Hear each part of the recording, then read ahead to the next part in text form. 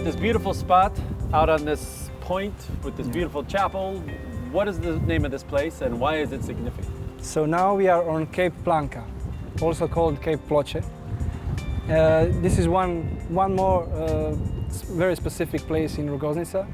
It's a natural phenomenon because on this point geographically divides Adriatic Sea on the south and north part, but also in the air, at this point you can see the direct fight of north and south wind. So it happens that in the sky you can see the line. On one side you have dark clouds, on the other side you have beautiful blue sky. Or on one place you have rain, 20 meters, on the other side you have sun. Same happens in the sea. You have collision of sea currents and sea currents.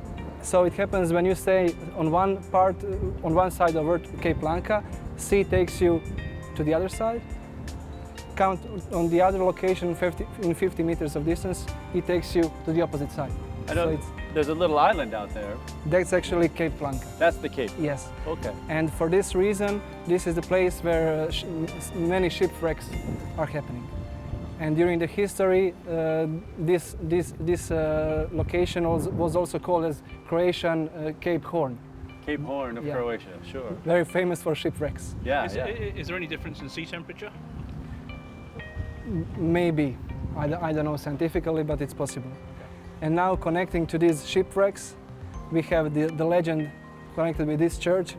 It's the legend about Saint John, the Bishop of Trogir, who was in the year 1105. He was traveling by boat with King Solomon, and they were passing here. They had shipwreck, and Saint John miraculously started to walk on the surface of the sea, and he saved the king and the whole crew.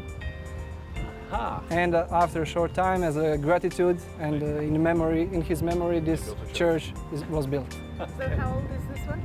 It's built in 1324. 1324? Yeah, so it's very old. But he was shipwrecked in 1105? Yeah, It took 220 years. It took them. You saw how hard it is to come here. Yeah. So what is the significance of these cairns, the small piles of stone? There's a special group of tourists that is traveling all around the world, and in places, very characteristic places like this one, they are making these signs with stones. And they did it also here. So that's how they recognize where they have been, those groups. But Paul made a very good point about these differences between temperature, like yes. the south and the east. And if you're very careful, I heard the story, you can walk on this line. Over the sea. Walk on the water? You walk on the water. Oh, cool. You can try. We're all following you, Igor. Yeah, go ahead, Igor. Walk across the sea.